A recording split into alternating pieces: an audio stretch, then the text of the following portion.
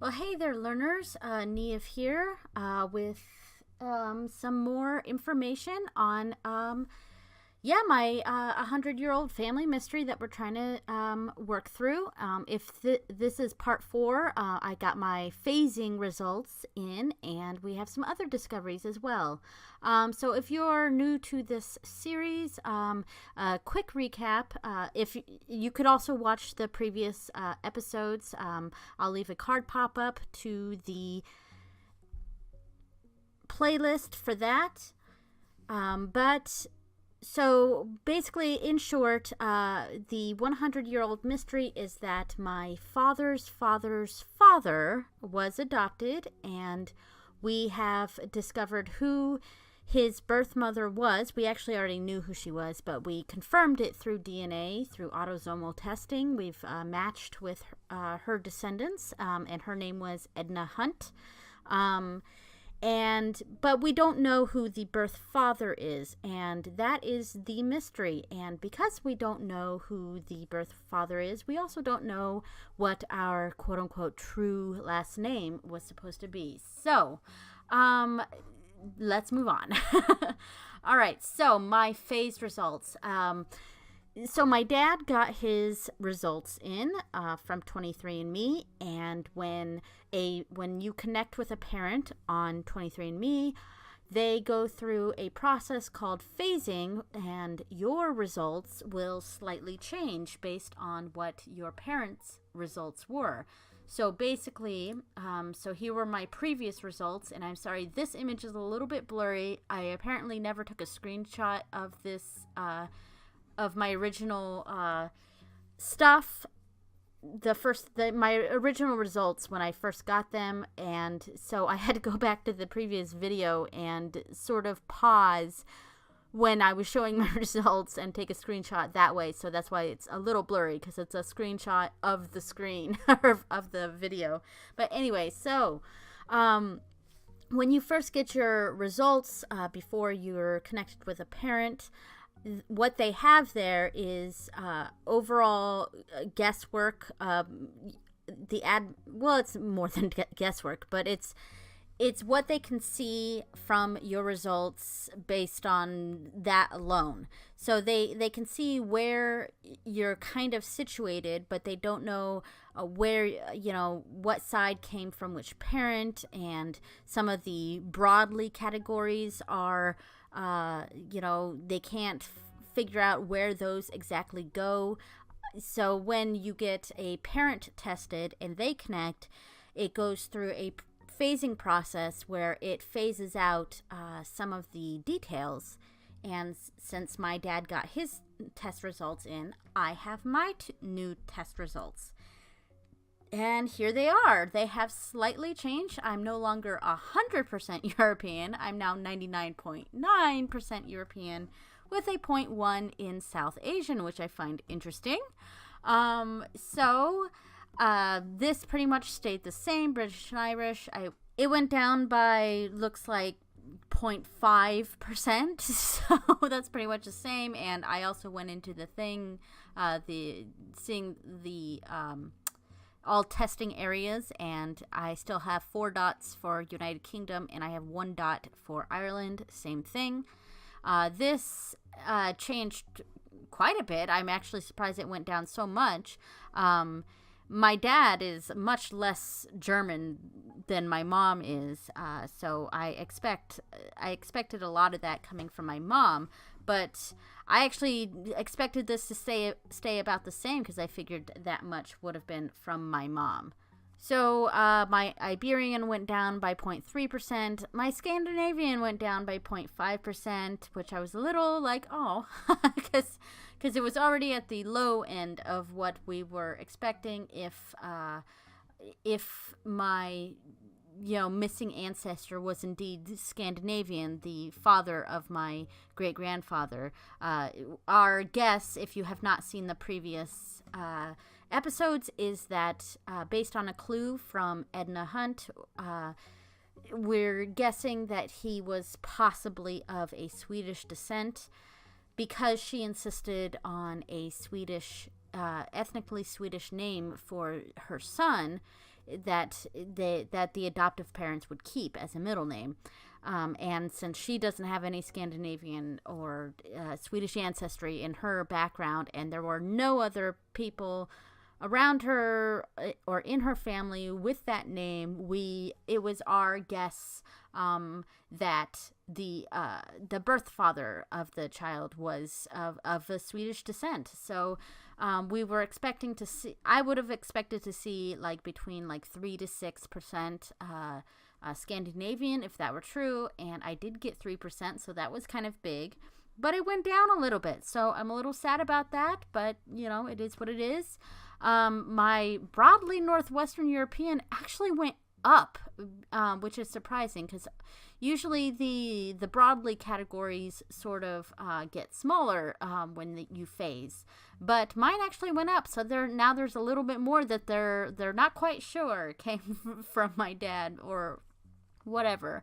And then added categories here. Well, I do have broadly European, which did go up as well.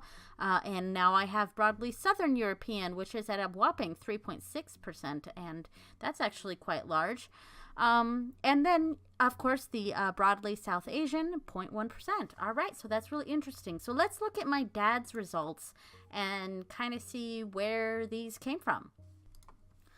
So I've blocked out his first name here, but my dad's results here is 99.9% European. He's more British and Irish than I am. He's oddly more German than I am. But before I get further down in this, my dad just bought his dad a 23andMe test. So when my grandfather's results come in, my dad's results will go through phasing. And I don't know if after your parents' results go through phasing, if my results will go through phasing again. I'm actually not sure. But I guess we'll wait and see and how that turns out. Oops. So I haven't gotten to that yet. But so his broadly Northwestern European is 12.7%.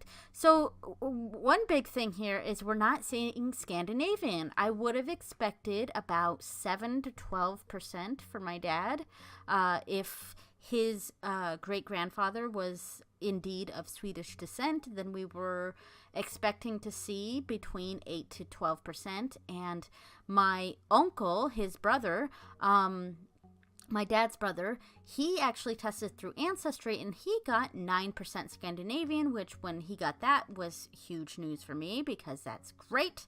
That's what we were expecting. But my dad did not get it, but he does have a pretty high percent of 12.7% broadly Northwestern European. So hopefully when my grandpa gets his results in, maybe that'll phase out and we might see some Scandinavian. But it's almost like it's a little bit of a step back here because we've been inching, we've had some steps forward, little minor indications that we were on the right track, that the father of Vernon Helmer Scott was of Swedish descent. We had little steps going forward in that direction, and now we kind of have a step backward where my dad doesn't have obvious Scandinavian ancestry listed. So that's interesting, and we'll see where that goes. So broadly European, 0.4%, and then he has Western Asian and North African at 0.1%. It's odd, because I got that South Asian 0.1%, which might just be, DNA noise, but it's odd that after phasing with my dad, I got a whole category that he doesn't have. So that was interesting. But anyway, so this part here, which popped up sooner than I wanted it to, but he did get some haplogroups, and he got this maternal haplogroup, which turned out to be U5B1D. And all right, so he got that from his mother. I don't have this haplogroup because my dad didn't pass that to me. I got my maternal haplogroup from my mom. And if you remember, mine was H3. So my dad's paternal haplogroup. Now, before I put the thing for this one, the big haplogroup that I was hoping that he would show up with if his paternal line was indeed from a Swedish ancestor, was IM253. And of course, that doesn't guarantee anything, and IM253 is a huge haplogroup, and there are other haplogroups that are based in Scandinavia. That one just happens to be the biggest one, so it was kind of my biggest indicator that he, has a Scandinavian paternal line. And what was his haplogroup? IM253. So that was when my dad when I saw his results that he got IM253 for his paternal haplogroup, I was through the roof. I was just like, yes, that was like the exact one. That was the exact one that I was hoping he would be. So I was thrilled when he got that haplogroup. Of course, like I said, it doesn't prove anything because IM253 is a huge haplogroup, and lots of people who are not of Scandinavian descent have this haplogroup, and the reason for that, a lot of it has to do with the Vikings, and it is a pretty Scandinavian haplogroup, and its origins tend to be from that area. But because of Viking raids and other similar sorts of things, it is found in other areas, especially in the British Isles. And obviously, we are heavily descended from the British Isles. So, anyway, so that brings me to other companies. And so running my dad's results through other companies, such as like GEDmatch, Genesis. We have to use GEDmatch's Genesis program because we use 23andMe. And I've mentioned this in my past videos, but the 23andMe is using a new version, and they've been using this for several months now. I want to say about 5 months or so, like basically since the beginning of the year-ish. They've been using a version 5, a V5 chip, which is a lot more accurate, looks at a lot more SNPs and all of that, which is great. So you're going to get more accurate results than a lot of than the previous versions, and from other companies, like other DNA companies. So but because they're using a new version, a lot of the third-party sites that you can upload your DNA to, they haven't upgraded their systems yet to accommodate the V5 chip. So, and GEDmatch is one of those companies that their system can't take the V5 chip yet, but they do have a like a sort of beta project called Genesis, and their Genesis project does use the V5 chip. The only downside is that the Genesis database is much smaller. So because of that, I have to go through Facebook groups. So I am part of a couple of Facebook groups for GEDmatch. One of them is called We're Related, and basically people are just sharing their GEDmatch numbers, and it's for GEDmatch and Genesis. And through the Genesis beta, I can run regular GEDmatch numbers against our Genesis numbers, so I can see if, even though they didn't show up in my list because they're not on Genesis, I can still see whether they are remotely related to us at all. So that's great. So I do have some confusion about their admixture program. So admixture that's basically your ethnic background. It's the ethnicities and stuff. So you can run your raw files through their admixture program there, but I am so confused by this, and I'm going to overlay some video of me using it. Okay, so what I've got here is the GEDmatch tools for admixture, and this is under their Genesis program. So I am so confused by this. I don't know what these mean. I've clicked every single one, and I've also clicked all of these, like trying to get every sort of process, and I don't know what it does. Oops, I didn't select anything. So let me just randomly pick one, Euro genes. That seemed like something I would pick since we're primarily of European descent, but so here's my my GEDmatch number, and you're welcome to look that up.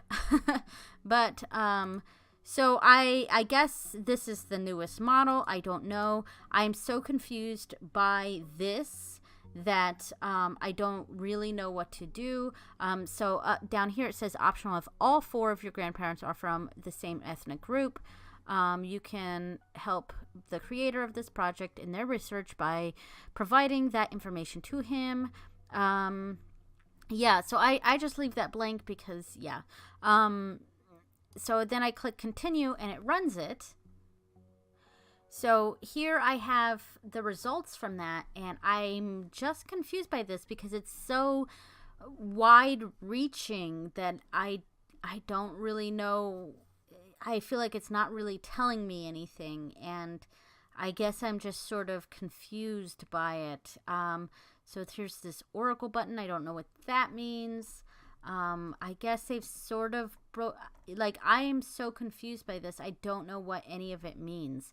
So if you, if anyone can let me know what this is about, like how to figure this out, because I would love to know what GEDmatch's breakdown of my ethnic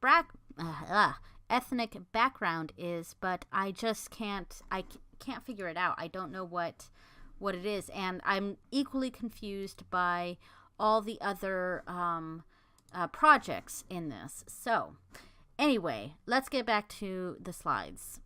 All right, so then we have DNA land, and it was very general too. Like the admixture for DNA land, it just gave me, it was like 3 options, and it was primarily Northwestern European or something like that, and it didn't break it down at all. So I was confused by that too, and other people have had great success with DNA land and GEDmatch's admixture, but I've been completely confused by it. I don't know what I'm like. It's not giving me anything specific. It's just all very general. But anyway, so then there's DNA Painter, and this is not something you run your DNA through. This is actually something I'm going to discuss in detail in the next video, because I am using this tool to help go through our matches on 23andMe and our matches on GEDmatch to see how exactly people are related to us. So yeah, and then I went to WeGene, and WeGene is another DNA company, kind of like 23andMe and Ancestry and Family Tree DNA, except that they are based in China and they specialize in Chinese DNA. So why would I run our files through them? Well, one, they started accepting the V5 chip from 23andMe, which is great. So I was like, I jumped on that. And 2, you know, it's primarily number 1. It's that it's something to run our DNA through. But I thought, since it is a company that specializes in Asian DNA, though specifically Chinese, and I did get that tiny bit of South Asian DNA, I thought, well, maybe it'll tell me where that came from, you know. Well, we actually got some interesting results from WeGene. So WeGene's analysis, their admixture results were way off. Like it was ridiculously off. It did give me, where possibly my tiny bit of Asian DNA came from, and it said it was from India, which, if that's true, that's great. But they're European, and I understand that WeGene is not, like, they don't specialize in European DNA, so I can understand why that would not be so accurate, though mine was, like, just so off, and so was my dad's, and so was my husband's. They were all just way, way off. But one thing WeGene provided was extremely detailed haplogroups, which was very exciting. So for example,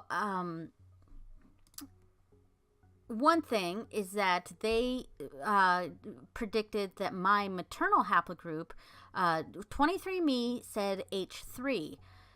WeGene got more specific and said it's actually H3V2, which is very interesting. Like, they were able to get more information and narrow down my haplogroup more, which was pretty cool.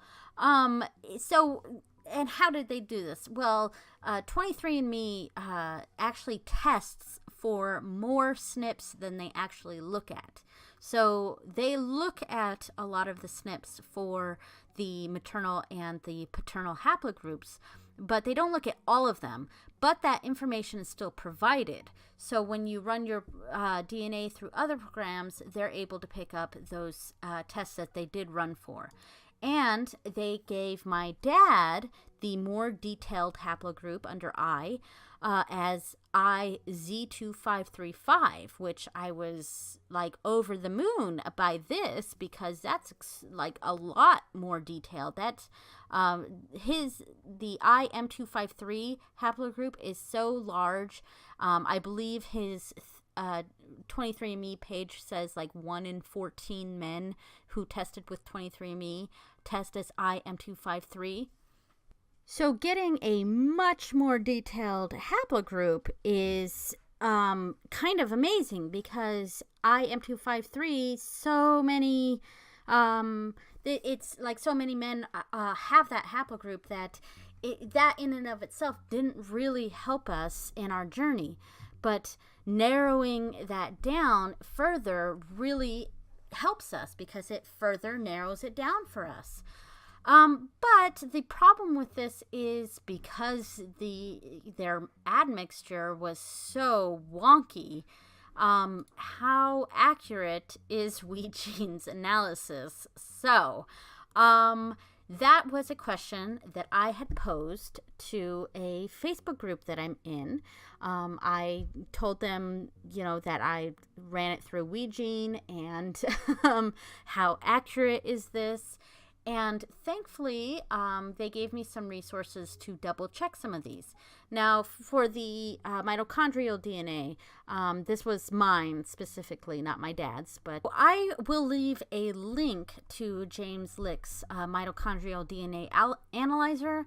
And basically, this kind of does the same thing, where it looks at the relevant SNPs for the maternal haplogroup and helps narrow it down a little bit further than what 23andMe gave you, because what 23andMe gives you is so general, and the SNPs are there for a little bit. It's not going to be super, super detailed. You need a mitochondrial DNA test that specializes in that, from like family tree DNA or something like that. But they actually, James Lick confirmed that from what from the SNPs that were tested through 23andMe, my maternal haplogroup has been narrowed down to H3V2. So WeGene was right with that. Now, I have this big chart here, which might mean nothing to a lot of people here, but this is the Z140 tree, and I didn't post all of it here because this is basically the relevant part. And so Weegene said we were, my dad was part of this, Z2535. Now, I was given the link to a testing thing called Morley Y-DNA analyzer, and it's the same sort of thing as the James Lick mitochondrial DNA analyzer. It's just for Y-DNA, and they determined that I was Z1, or my dad was Z140 or Z141, and as you can see, 141 is underneath Z140. So they've confirmed that it's Z140, possibly Z141, and you notice that all of these are actually subclades of Z141. So I was also given from someone named Simon in one of the Facebook groups. Thank you so much, Simon. He was a huge help with this. But I was given a document that goes over all of the Y-DNA SNPs that 23andMe actually tests for. And through this document, basically what you do, you go to in 23andMe, you go through Tools and then down to Browse Raw Data. And then in the raw data, you can type in these certain SNPs. This is the SNP associated with Z140. And it lets you know that if you test negative for this particular SNP, then it should be G. And if you test positive for this SNP, then it should be A. My dad's results were, drum roll, A. So we have confirmed, because this is in his SNP, he's tested positive for this subclade here, this clade here of the overall IM253. He is definitely on the Z140 branch, and that is a huge breakthrough, because the IM23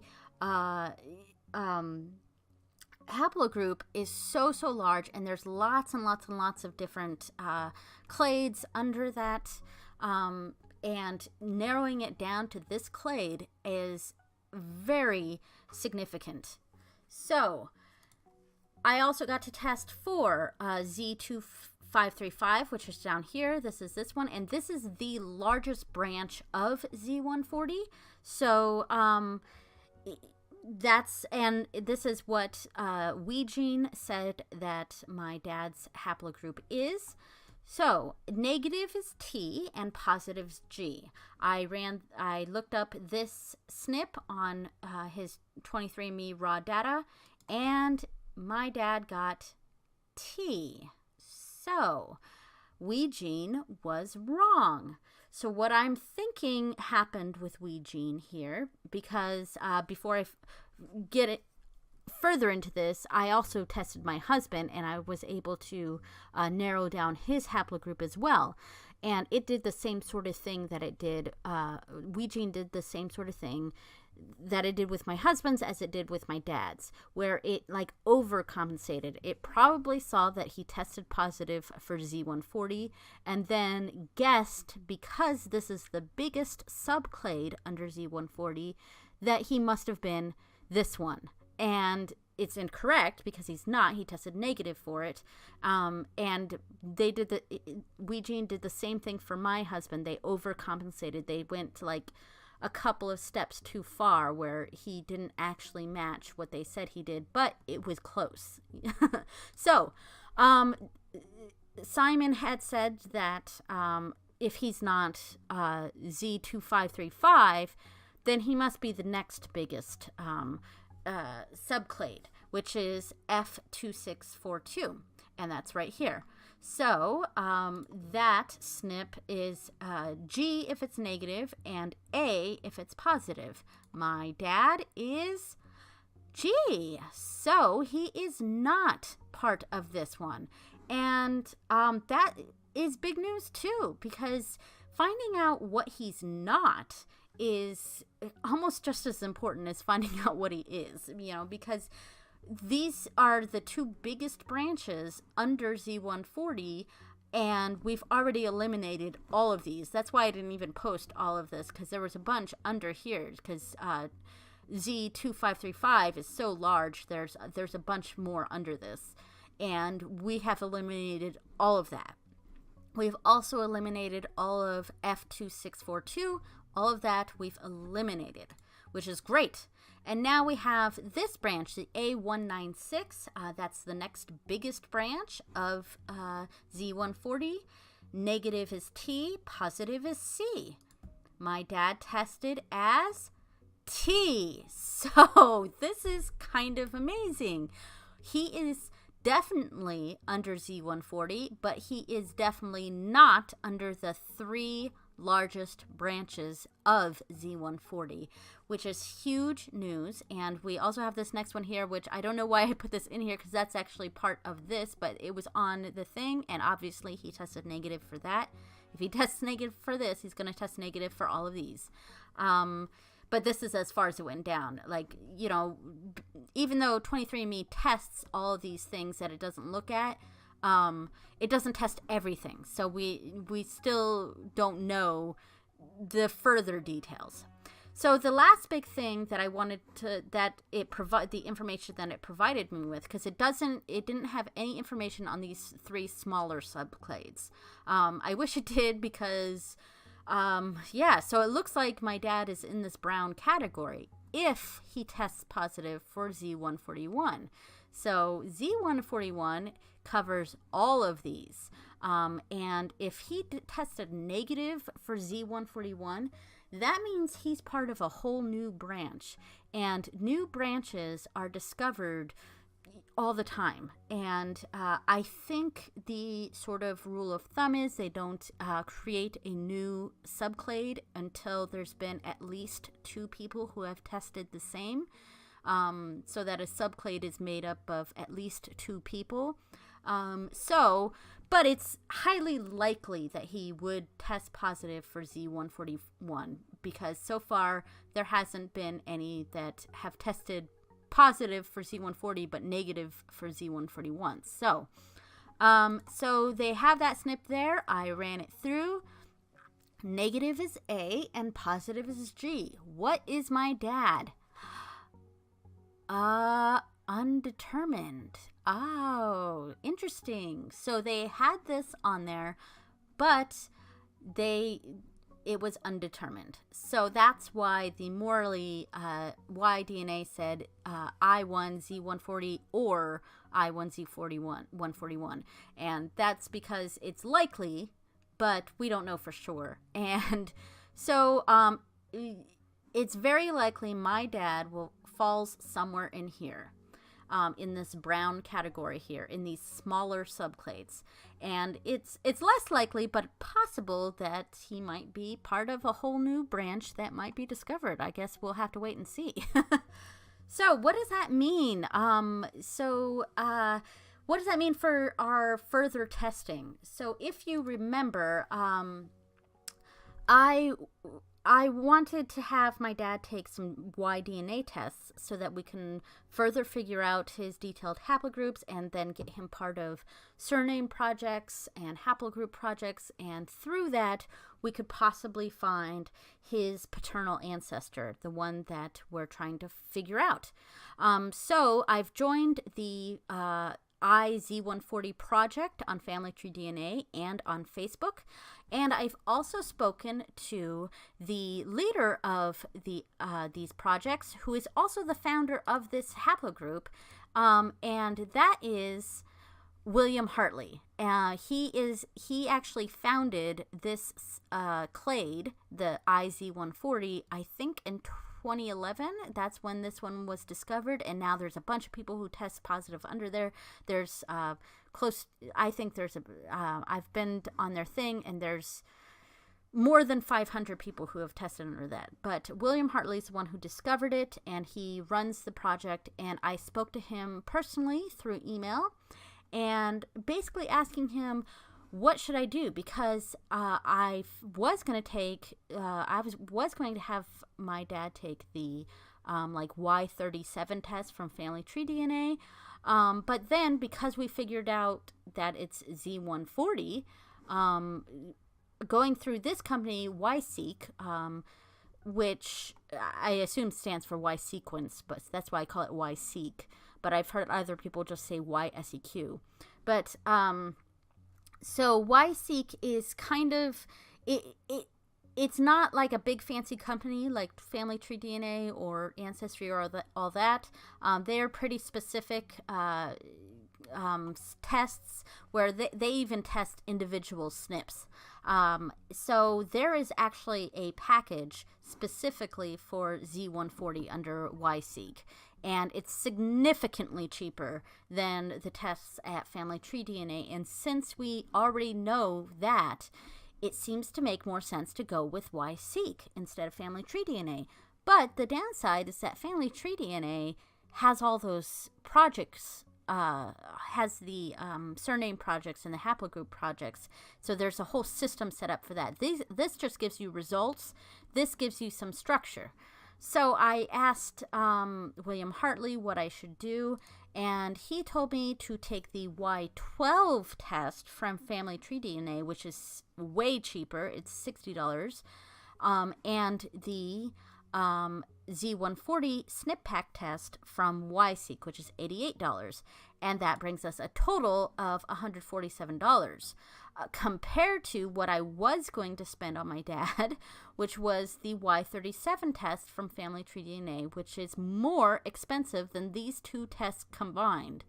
And from what William Hartley has said, these tests, the Y12 test is basically going to get us into the system of Family Tree DNA. And it's also going to give us some of the STRs that that will help connect us with specific people more than general haplogroups. And we can always upgrade from there if we choose to. And the Z140 SNP pack test is going to give us a lot more information than these STR tests as far as detailed haplogroups. So we're going to get more information. We're going to get the best of both worlds for a cheaper cost. It is going to be 2 tests though, so my dad's basically going to be like a lab rat. But so he's going to get 2 DNA tests in the mail around Christmas time. Hopefully we can get some sales sooner. Family Tree DNA pretty much never has a sale for their Y12 pack. They always have sales for their these tests, like the 37 and up tests. But even on sale, it's not much different cost than these two combined. So so we're getting we're part of the project. We're going to be part of the projects in Family Tree DNA. And we're going to get a more detailed haplogroup through the Y SEQ. So that is what our plan is. So what's next? Next episode, part 5, I'm going to be talking about when I've been going through the public information on the YZ140 project.